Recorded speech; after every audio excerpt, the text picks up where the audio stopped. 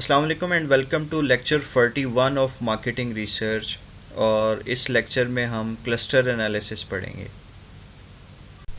Analysis number 18 है cluster analysis, जो कि आलमोस्ट फैक्टर एनालिसिस की तरह ही है, लेकिन इसमें जो हम ग्रुपिंग करते हैं वो वेरिएबल्स की बजाय जो केसेस हैं या जो रिस्पोंडेंट्स हैं उनकी ग्रुपिंग करते हैं, ताकि हम उनके मुख्तलिफ क्लस्टर्स जो है वो बना सकें।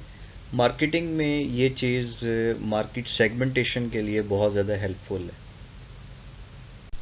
सबसे पहले तो देखें कि जो आइडियल क्लस्टर्स हैं वो होते हैं जो आपको ऊपर वाले ग्राफ में नज़र आ रहे हैं कि वेरिएबल्स हैं और उनके दरमियान मुख्तलिफ क्लस्टर्स हैं और बिल्कुल एक दूसरे से डिफ्रेंशिएटेड क्लस्टर्स हैं, एक दूसरे से मुख्तलिफ हैं। लेकिन अनफॉर्चुनेटली ये इतना सिंपल नहीं है। जब हम प्रैक्टिकली इसे करते हैं तो इनमें बहुत सारी चीज़ें कॉमन भी होती हैं, बहुत सारी ओवरलैपिंग भी होती है, बहुत सारे ग्रे एरियाज़ भी होते हैं। बहरहाल कुछ ना कुछ हमें ये बेसिक्स ज़रूर दे देते हैं क्लस्टर्स को बनाने के लिए, ताकि हम जो मार्केट की सेगमेंटेशन है वो कर सकें। क्लस्टर एनालिसिस की एक्सप्लेनेशन के लिए एक एग्जांपल जो आप स्क्रीन पे देख सकते हैं, टेबल है, उसमें कई तरह के वेरिएबल्स हैं, डिस्क्रिप्शन है, उनकी मेजरमेंट है और उनकी टाइप्स हैं। सबसे पहले एज है, जिसको ईयर्स में मेजर किया गया है, ये एक स्केल वेरिएबल है। उसके बाद एक्सपीरियंस, ये भी नंबर ऑफ़ ईयर्स में है और ये स्केल वेरिएबल है। फिर उसके बाद लव टूवर्ड्स जॉब, जो कि 1 से लेके 5 तक के स्केल पे से मेजर किया गया। 1 is low and 5 is high, ये बाय नेचर ऑर्डिनल स्केल बनता है। उसके बाद लेवल ऑफ एक्सपर्टीज़ हैं, इसको भी 1 to 5 के स्केल पे मेजर किया गया है, ये भी ऑर्डिनल लेवल जो है वो बनता है। और सेटिस्फेक्शन विद जॉब, इसको भी सेम 1 to 5 के स्केल पे मेजर किया गया, where 1 is low and 5 is high, और बाय नेचर ये भी एक ऑर्डिनल स्केल बनता है। तो यहाँ से हम मुख्तलिफ जो क्लस्टर्स हैं वो बनाने की कोशिश करेंगे। सबसे पहले डिस्क्रिप्टिव्स देख लें। सैम्पल साइज़ हमारे पास 384 का है, मिसिंग वैल्यू कोई भी नहीं है, लिहाजा जो सैम्पल साइज़ है वो 384 ही रहेगा। जब आप SPSS या किसी दूसरे सॉफ्टवेयर में क्लस्टर एनालिसिस परफॉर्म करेंगे और उसकी आउटपुट आपके सामने आएगी, तो सबसे पहला जो टेबल है उसे एग्लोमरेशन स्केड्यूल कहा जाता है। इसमें 2 कॉलम्स हैं, एक स्टेज का कॉलम है और दूसरा कोफिशिएंट का कॉलम है। इसको मैंने सिंपल रखने के लिए सारी स्टेजेस जो हैं वो ज़ाहिर नहीं की, दरमियान से कुछ कट किया है। तो स्टेज 1 से लेके स्टेज 383 तक है।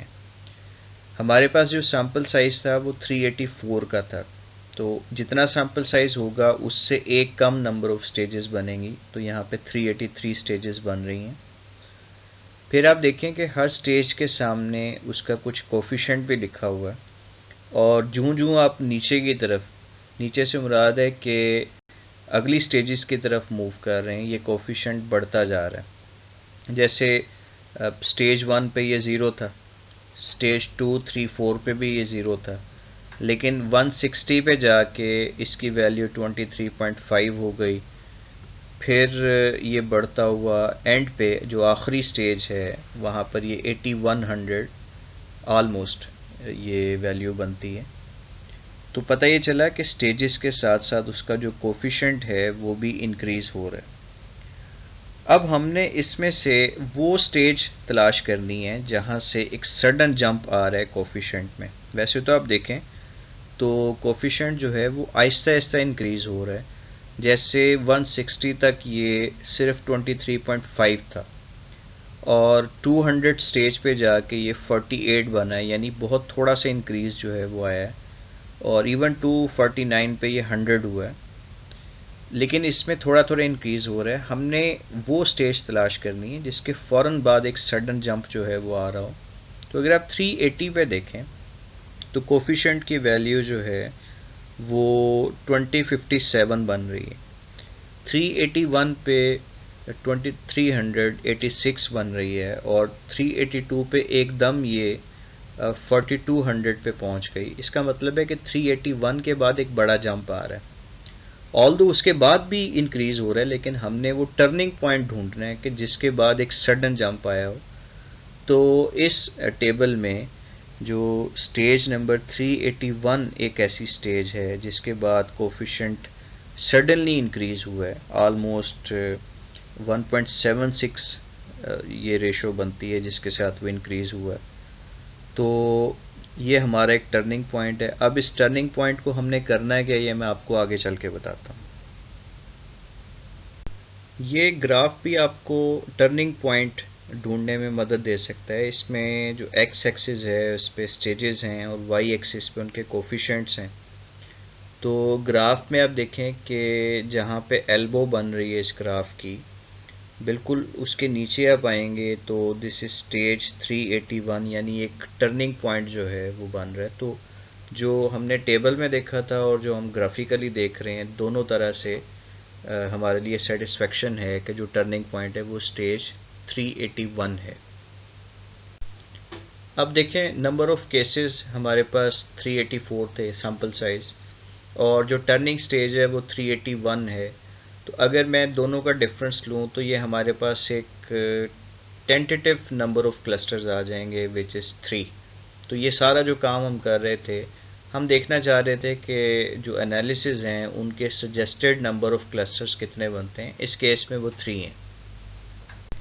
इसके बाद एक टेबल होगा के मीन क्लस्टर एनालिसिस, और इसमें भी आप देखें चेंजेस इन क्लस्टर सेंटर्स में 3 क्लस्टर्स जो है वो मेंशन्ड है। तो यहाँ से भी एक हमें जो है वो वैलिडिटी इसकी हो रही है कि 3 ही क्लस्टर इस डेटा के लिए बनेंगे। तो देखें, हमारे पास 3 क्लस्टर्स बन गए, और इसमें हमारे पास 5 वेरिएबल्स थे, जिसमें एज को हमने नंबर ऑफ़ ईयर्स में मेजर किया था, एक्सपीरियंस को हमने नंबर ऑफ़ ईयर्स में मेजर किया था, और बाकी जो 3 वेरिएबल्स हैं लव, एक्सपर्टीज़ एंड सेटिस्फेक्शन, इनको हमने 1 to 5 के स्केल पे जो है वो मेजर किया था। तो जो 3 क्लस्टर्स हमारे पास बन रहे हैं वो with respect to age, first cluster is 25 years, second is 34 years and third is 29 years. Experience जो है वो फर्स्ट क्लस्टर में 2 ईयर्स, सेकेंड में 9 ईयर्स, थर्ड में 5 ईयर्स, और बाकी जो वेरिएबल्स हैं चूँकि स्केल 1 से 5 तक का था, तो लव के तीनों जो क्लस्टर्स हैं वो 4 पे आ रहे हैं, एक्सपर्टीज़ के 4 पे आ रहे हैं, सेटिस्फेक्शन का जो पहला क्लस्टर है वो 4 है, दूसरा 5 है और तीसरा भी 4 है। ये जनरल अनोवा टेबल है जिसमें वेरिएबल्स दिखाए गए हैं और उनकी सिग्निफिकेंस दिखाई गई है। तमाम वेरिएबल्स के लिए जो सिग्निफिकेंस है वो लेस दैन 0.05 है, जिसका मतलब है कि सारे वेरिएबल सिग्निफिकेंट हैं इस केस में। अगर हम हर क्लस्टर में जो केसेस या रिस्पोंडेंट्स हैं उनकी तादाद देखें तो क्लस्टर 1 में 150 केसेस हैं, क्लस्टर 2 में 70 हैं और क्लस्टर 3 में 164 हैं, और मिसिंग वैल्यू कोई भी नहीं है। टोटल करेंगे तो सैम्पल साइज़ 384 का बनता है। यानी ये जो टेबल है वो हमें हर क्लस्टर के साइज़ के बारे में बता रहा है। अगर हम वन वे अनोवा टेबल देखें तो इसमें हर जो वेरिएबल है उसमें बिटवीन ग्रुप्स जो सिग्निफिकेंस का लेवल है वो हम देख सकते हैं। जितने भी वेरिएबल्स हैं वो बिटवीन ग्रुप्स उनकी सिग्निफिकेंस 0 आ रही है, विच इज़ लेस दैन 0.05, जिसका मतलब ये है कि एटलीस्ट एक ग्रुप जो है वो बाकियों से, या एक वेरिएबल बाकियों से मुख्तलिफ ज़रूर है। एक से ज़्यादा भी हो सकते हैं, लेकिन उसके लिए हमें इसके जो पोस्ट हॉक एनालिसिस या मल्टीपल कंपैरिजन एनालिसिस हैं वो करने पड़ेंगे। सिमिलरली एक्सपर्टीज़ और सेटिस्फेक्शन जो वेरिएबल्स हैं इनमें भी बिटवीन ग्रुप्स जो सिग्निफिकेंस है वो लेस दैन 0.05 है, जो कि इन्हें सिग्निफिकेंट बना रही है। बाकी जो डिटेल्स हैं वो हम पोस्ट हॉक एनालिसिस में देखते हैं। जी, मल्टीपल कंपैरिजन या पोस्ट हॉक एनालिसिस में हम हर वेरिएबल को देखेंगे और हर वेरिएबल में मौजूद उसके जो 3 क्लस्टर्स हैं उनको देखेंगे और उनका आपस में कंपैरिजन भी करेंगे और उस कंपैरिजन की सिग्निफिकेंस को भी चेक करेंगे। मिसाल के तौर पे जो एज का वेरिएबल है उसमें ये जो क्लस्टर्स हैं इनको केस कहा गया यहाँ पे। तो जो फर्स्ट क्लस्टर है उसको हमने जब कंपेयर किया सेकंड क्लस्टर से तो सिग्निफिकेंस का लेवल 0 आ रहा है विच इज़ लेस देन 0.05। इसका मतलब ये है कि first cluster of age and second cluster of age इनको हम डिफ्रेंशिएट कर सकते हैं, ये टोटली अलग अलग क्लस्टर्स हैं। इसी तरह से एज का फर्स्ट और थर्ड जो क्लस्टर है वो भी सिग्निफिकेंट हैं, एक दूसरे से मुख्तलिफ हैं। फिर 2 का अगर कंपैरिजन करें 3 के साथ एज वाले वेरिएबल में तो ये भी सिग्निफिकेंट है और बाकी रेपिटेशन ही है उसी की। तो पता ये चला कि एज के तीनों जो क्लस्टर्स हैं वो एक दूसरे से मुख्तलिफ हैं, उनकी जो करैक्टरिस्टिक्स हैं वो बिल्कुल अलग अलग हैं और हर एक का अपना अपना एक साइज़ है। ऑलरेडी इस पे बात हो चुकी है कि क्लस्टर 1 का साइज़ 150 है, क्लस्टर 2 70 का है और क्लस्टर 3 164 का है। टोटल मिला के ये 384 बनता है। सिमिलरली एक्सपीरियंस में भी जो तीनों क्लस्टर्स हैं वो आप देख सकते हैं कि सिग्निफिकेंस लेवल 0 आ रहा है। तो 1 2 से मुख्तलिफ है, 2 3 से मुख्तलिफ है और 1 भी 3 से मुख्तलिफ है। लेकिन अगर आप लव वेरिएबल में देखें इसमें जो फर्स्ट क्लस्टर है वो सेकंड से तो डिफरेंट है और फर्स्ट जो है ये थर्ड से भी डिफरेंट है। लेकिन सेकंड और थर्ड जो क्लस्टर है लव का उसमें अगर आप देखें तो सिग्निफिकेंस आ रही है 0.932 विच इज़ मोर देन 0.05 और इसका मतलब ये हुआ कि लव वेरिएबल में जो सेकंड और थर्ड क्लस्टर है उसमें ओवरलैपिंग है, उसमें डिफरेंस नहीं है, ये एक दूसरे से अलग अलग नहीं है। इसी तरह हमारा जो फोर्थ वेरिएबल है वो एक्सपर्टीज़ है। 3 इसमें क्लस्टर्स हैं। जब इन क्लस्टर्स को आपस में कंपेयर किया तो फर्स्ट और सेकंड में डिफरेंट हैं ये सिग्निफिकेंटली एक दूसरे से। फर्स्ट और थर्ड क्लस्टर्स भी एक दूसरे से सिग्निफिकेंटली डिफरेंट हैं, लेकिन सेकंड और थर्ड की जो सिग्निफिकेंस है वो 1 आ रही है विच इज़ मोर देन 0.05। इसका मतलब ये कि एक्सपर्टीज़ के केस में भी जो सेकंड और थर्ड क्लस्टर है उसमें ओवरलैपिंग है और ये एक दूसरे से अलग नहीं है। सेटिस्फैक्शन के केस में आप देखें 3 क्लस्टर्स हैं, तीनों एक दूसरे से मुख्तलिफ हैं। 1 और 2 जो सिग्निफिकेंस लेवल है वो 0 आ रहा है। 1 और 3 में 0.002 आ रहा है लेकिन ये लेस देन 0.05 है, लिहाजा परेशानी की बात नहीं है। इसी तरह सेकंड और थर्ड क्लस्टर में सेटिस्फैक्शन वेरिएबल में जो सिग्निफिकेंस वैल्यू है वो 0.003 आ रही है। Again this is less than 0.05, तो ये भी सिग्निफिकेंट है। तो सेटिस्फैक्शन के तीनों क्लस्टर्स भी एक दूसरे से मुख्तलिफ हैं। अगर हम हर वेरिएबल को उसके क्लस्टर्स के हवाले से अलग अलग देखें तो इसे हम होमोजेनस सबसेट्स कहते हैं। जैसे एज के केस में देखें क्लस्टर 1 साइज़ इसका 150 है और जो एज है वो 25.09 अप्रॉक्सीमेटली 25 ईयर्स। थर्ड जो क्लस्टर है उसका साइज़ 164 है और इसमें जो एज आ रही है वो 29.21 है, यानी अप्रॉक्सीमेटली 29 ईयर्स। और जो सेकंड क्लस्टर है वो उसका साइज़ 70 है और उसमें जो एज आ रही है वो 33.81 यानी अप्रॉक्सीमेटली 34 ईयर्स है। हम ये कह सकते हैं कि विद रिस्पेक्ट टू एज 3 तरह के क्लस्टर्स हैं। वो लोग जो 25 ईयर्स ऑफ एज के हैं, वो लोग जो 29 ईयर्स ऑफ एज के हैं और वो लोग जो 34 ईयर्स ऑफ एज के हैं। विद रिस्पेक्ट टू एक्सपीरियंस अगर बात करें तो फर्स्ट क्लस्टर साइज़ 150 और experience 2 years approximately. Third cluster size 164 और ऑलमोस्ट जो एक्सपीरियंस है वो 5 ईयर्स।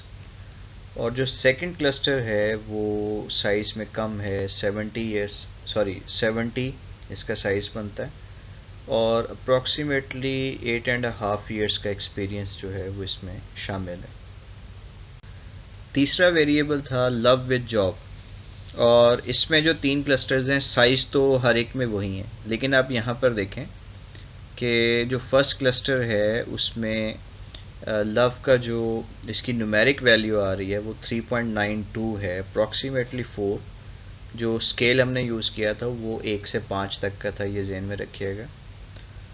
थर्ड जो क्लस्टर है वो 4.34 है और सेकंड क्लस्टर भी 4.37, यानी सेकंड और थर्ड में चूँकि पोस्ट हॉक एनालिसिस ने हमें बताया था कि सिग्निफिकेंटली एक दूसरे से मुख्तलिफ नहीं है, लिहाजा ये दो की बजाय एक ही क्लस्टर कंसीडर किया जाएगा।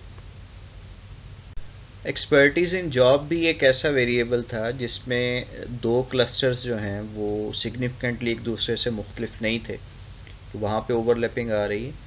आप देखें जो फर्स्ट क्लस्टर है साइज़ तो वही है इनके, फर्स्ट क्लस्टर जो है वो 4.03 अप्रॉक्सीमेटली 4 वैल्यू आ रही है on a scale of 1 to 5।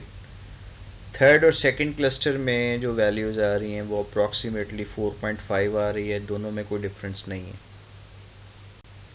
Satisfaction with job का जो वेरिएबल था उसमें फर्स्ट क्लस्टर में जो साइज़ है वो 150 और जो इसका स्कोर बनता है वो 3.74 अप्रॉक्सीमेटली 3.75 चलें कह लें।